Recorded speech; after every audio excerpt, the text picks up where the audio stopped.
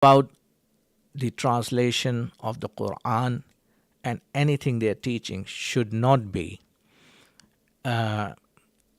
against the teaching or the beliefs of the Islam.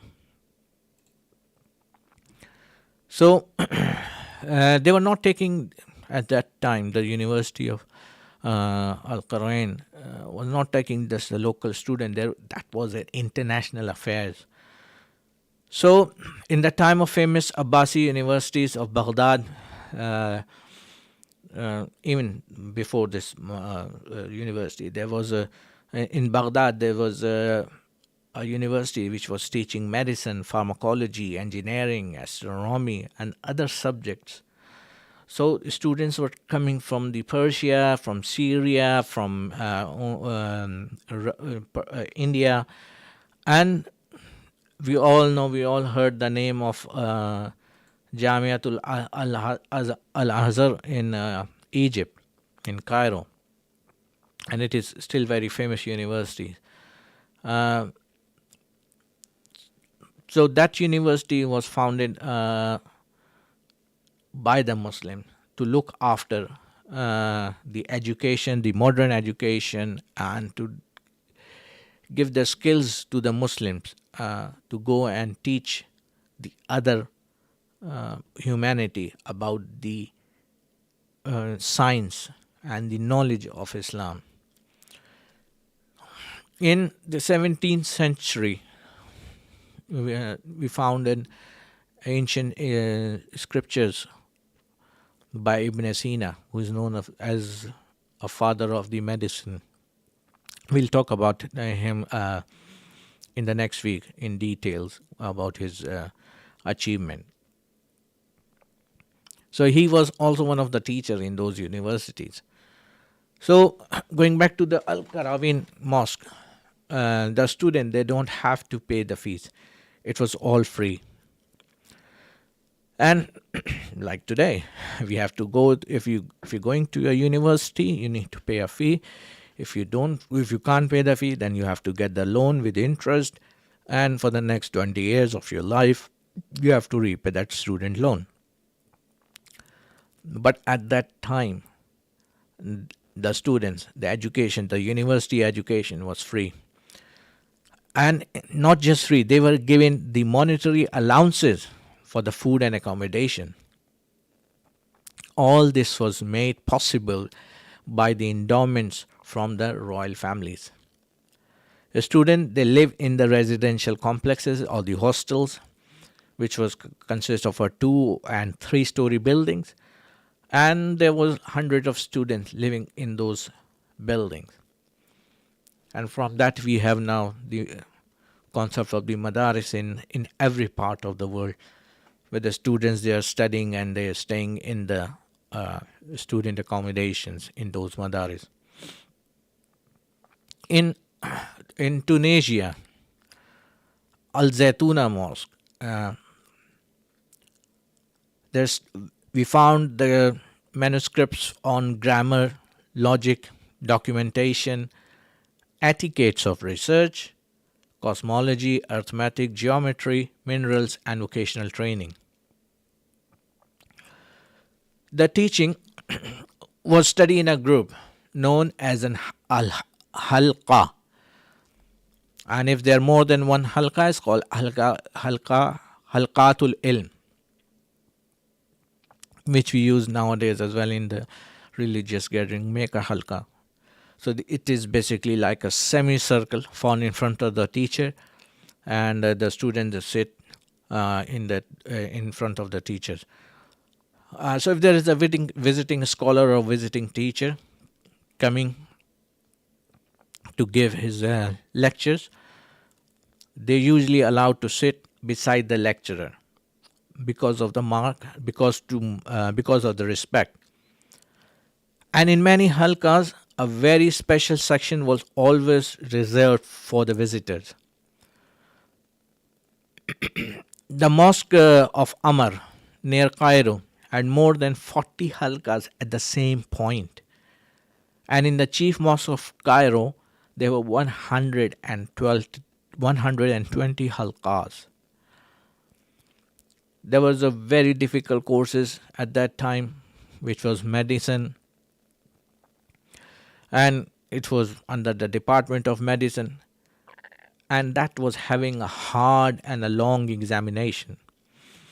Anyone less than a pass meant that they could not practice medicine, and unless and until they achieve a certain grade, they cannot practice the medicine, and they're pronounced as incompetent. The students of law, they go through an undergraduate training, so they're not just reading and giving exams. They were going an undergraduate training as well. So at the end, if they are successful, then they have to apply to find a what you call as a barrister nowadays, but at that time there was a master of law, and if the master of law accepted that student, then the student becomes as a fellow. Only then those graduate students, they can practice the law with their master. And at that time there was no end time, like you have to do 4 years, 2 years or something with your fellow as a fellow. It could take up to 20 years before they acquire their own professional chair. The law student, they need to get a certificate of authorization and a formal license before practicing. These certificates known as the ijazah, which is now we known as a degree or a certificate. The first appeared in the University of Paris, degrees in Europe, in Paris, in 1231. There was the first degree course introduced in Paris. So the Muslim, they institutionalized higher level education.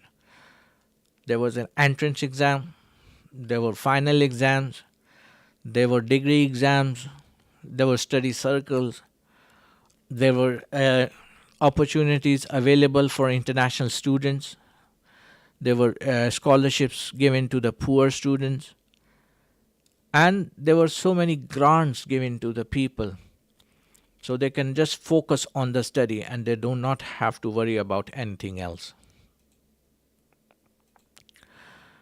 So that's how the Muslim, they ruled the world at that time. I was talking about the library. I just touched based on it. I'm just gonna do a little bit more discussion into the libraries. What happened in Baghdad and in Basra, which was the capital of the Muslim Empire, or the Abbasi Khalifa at that time? There was hundreds and thousands of books, and all these libraries, they were looked after by the government. And that was like 1,000 years ago, before there was any sign of libraries or formal education found in the Europe. So in the 8th century, at the time of Abbasi Khalifa al-Ma'mun al-Rashid, the Muslims, they started producing books because they know how to make paper, and because they were greatly encouraged to record all their experiments. So not like the church of that time. If there is any scientific achievement or scientific proof or a scientific theory, the church comes after them. But in the Islam, in the Muslim rule, they were encouraged to record all their experiment in the form of the books. So all these books, they were put into the library, and that library used to call the Khazain of knowledge, the treasure of knowledge. So before the Like I said, before doing any research in any other field, they have to have the in-depth knowledge about the Quran, and nothing should go against the teaching or the beliefs of the Islam. So, Hazrat Umar's daughter, Hafsa Raziyallahu an, she made the arrangement of the verses in the chapter or surahs, and the location of each chapter was personally checked and revised by the Prophet sallallahu alaihi wasallam himself. So several copy existed, but most of these contain personal explanatory note by their owners. So all these copies need to be collected, produced, and to produce a single standard copy without additional comment, and that was also checked against the original version of Hafsa Raziyallahu ta'ala anha. This copy of the Quran was produced by Hazrat Usman ibn Affan Raziyallahu ta'ala an, the third Khalifa, the third Caliph of Islam. And he led to the standardization of reading and writing, and the styles made it easier to spread. Copy of this 1400-year-old Usmani manuscript of Quran are still available in major libraries of the world. And the present copy of the Quran is an authentic duplication of this original 7th century manuscript. In Aleppo in Syria, they had the largest and the oldest library called Al-Safia. It's the city grand mosque by the Umayyad Khalifas at the time of them, with a collection of 10,000 volumes. That was the city most famous for her ruler and the prince Saif al-Dawla. It is the oldest and the largest library, but the library at Zaytuna in Tunisia, it was possibly the richest of the all, meaning that the collection in that library was more than in the Syria, Al-Safiya. So there were 100,000 volumes of just one. Like if it's a chemistry, there are 100,000 of books or volumes available in each language. So there was a translation process going on. There was a research process going on. There was a previous research by the non-Muslim scientists of the theory. They were translated into the Arabic, and they were given to the students to carry out the research based on their theories. So, and then those public libraries were open to the public, so it's not just a student, but anyone who want to read and study, they can come to the library and borrow the books and then return it. And like I said before, the Mongol, they just decimated Baghdad in 1258. It had 36 libraries and over 100 book dealers, and some of them who are a publisher and employing a copy of the copyist or the publisher. All those libraries were destroyed because the Mongols, they were not very they were just not very civilized, I would say. So when the Muslim rule ended in Indonesia, the Christian at that time in the Spain, they were more civilized because they were living alongside with the Muslim for 700 to 800 years. So instead of burning those libraries, they got their books and translated into their languages, in Latin, in English now, in Spanish. And based on their work, they carried out the research, and they are there because of those books. If the Mongols, they have saved those library or have done some research, they might still be ruling the world. So the Sultan of Bukhara, he used to visit in the library. He was a sultan, and he used to come and take the books from the library. Al-Jahiz in 8th century, a Muslim philosopher and a man of literature, he returned to his home in Basra after spending more than 50 years in Baghdad.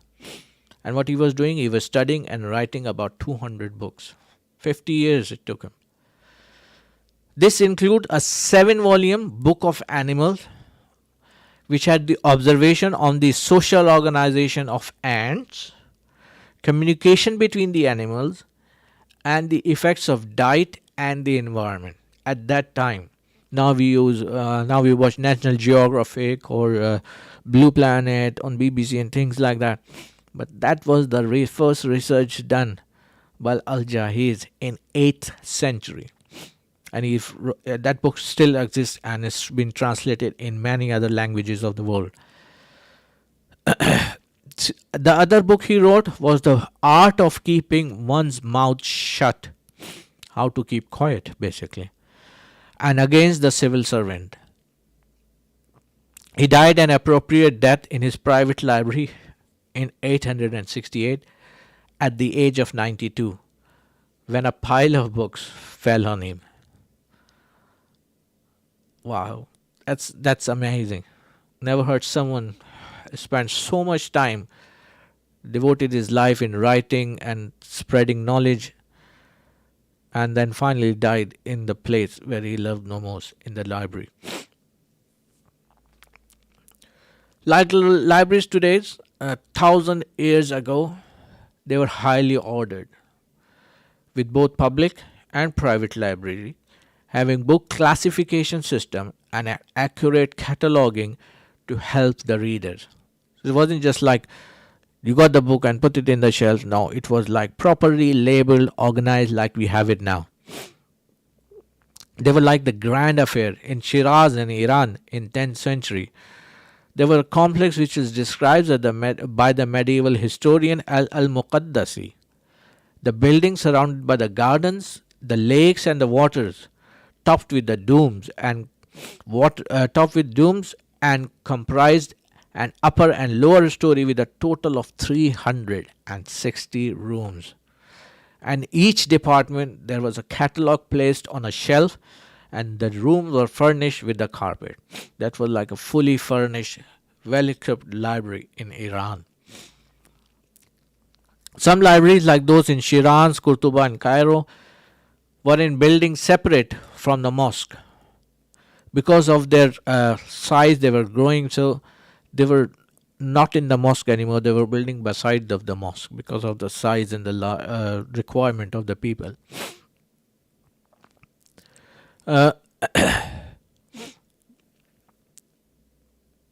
In 1050, the book of collection from Al-Azhar Library in Cairo had more than 120,000 volumes recorded in a 60-volume catalog, totaling about 3,500 pages. Wow. So the collection of Al-Azhar Library had more than 120,000 volumes, which were recorded in a 60-volume catalog, and the totaling about 3,500 pages in the year 1050. In the Spain, the catalog for the works in Al-Hakim's library was alleged to have consisted of 44 volumes. I remember the guys, the paper was invented, but they were writing. There was no printing press at that time, so they were writing these amount of books, these number of pages. So the books, like I said, were put it in the shelf according to their catalog, according to the types, according to the discipline. People can borrow the books from the libraries, and then after some time they have to return it. If they don't return it, they will be sent a reminder. A person will go from the library, or they will write a letter to that member of the public to return the book. Same thing still followed after more than 1,000 years. We still have the same library system which was invented by the Muslim. So the librarians, they were also appointed to take charge, and this was an honored position at that time. So they were the custodians of the library, the guardians, and the protector of knowledge. So they were treated as an utmost respect at that time. And nowadays we don't even realize the importance and the hard work all the librarians do around the world. We just think they just issue the book and we can return the books to them. But at the Muslim medieval time, that position was something which is very, very honored. The management of the Almohad dynasty, the rulers in the North Africa in 12th and 13th century, was of one of the most privileged and state positions. So in the other parts of the Muslim countries at that time, they were also a very noble and honored position, but especially in the North Africa during the time of Almohad dynasty, it was the most privileged state position awarded by the Sultan or the rulers. All these libraries were the holders of vital knowledge, and in the 19th century, an American writer, Ralph Waldo, said that consider what you have in the smallest chosen library.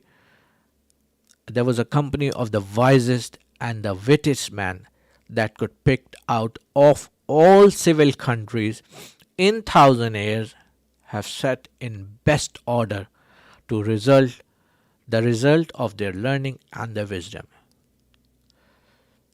So that was the treasure the Muslims they produced, and still the lots of book, their translated book, are now used in the modern universities. So the next week we're going to discuss about the great Muslim mathematician, the great Muslim chemist, the great Muslim surgeon, and the great Muslim inventor of the medicine. When I was doing this research, it was really fascinating, and I was quite surprised in doing some research about what the Muslims, these scientists or these Muslim fellows, they invented, and they were still in use after so many years. If you don't have the number system, nothing, the digital communication, nothing would have been developed. And that first numerical number system from 0 to 9 or 1 till 10, they were first invented by the Muslim mathematicians.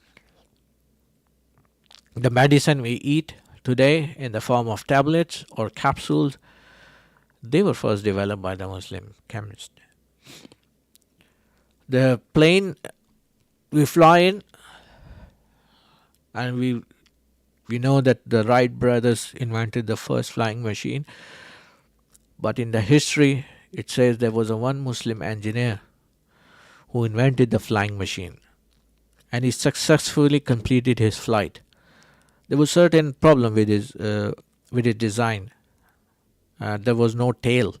He had the wings and everything, but there was no tail, and that's what the Wright brothers, they based on his research. When they invented the flying machine, they put the tail at the end of the flying machine.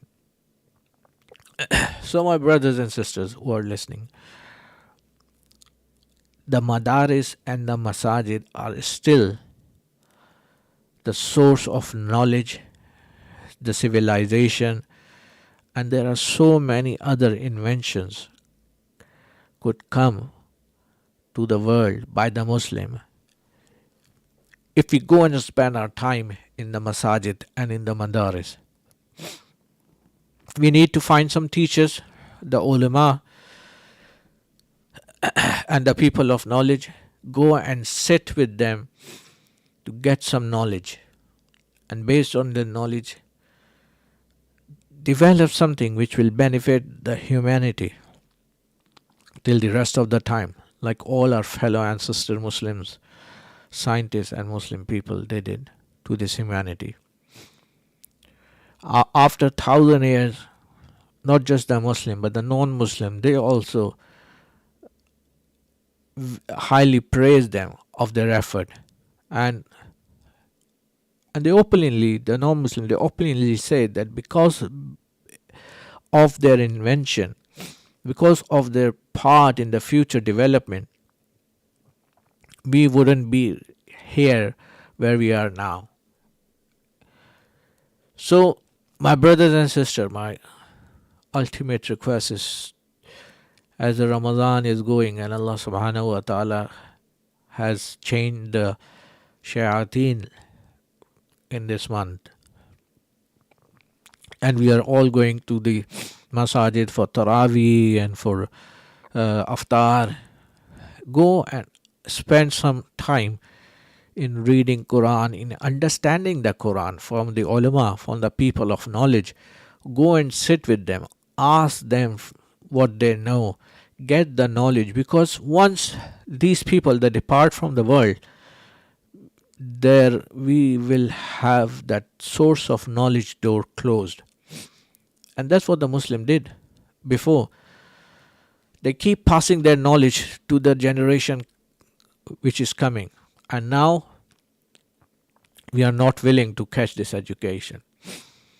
So on that note, I say Khuda Hafiz to all the listeners, and see you inshallah next week with some Muslim inventions. Assalamu alaikum wa rahmatullahi wa barakatuh.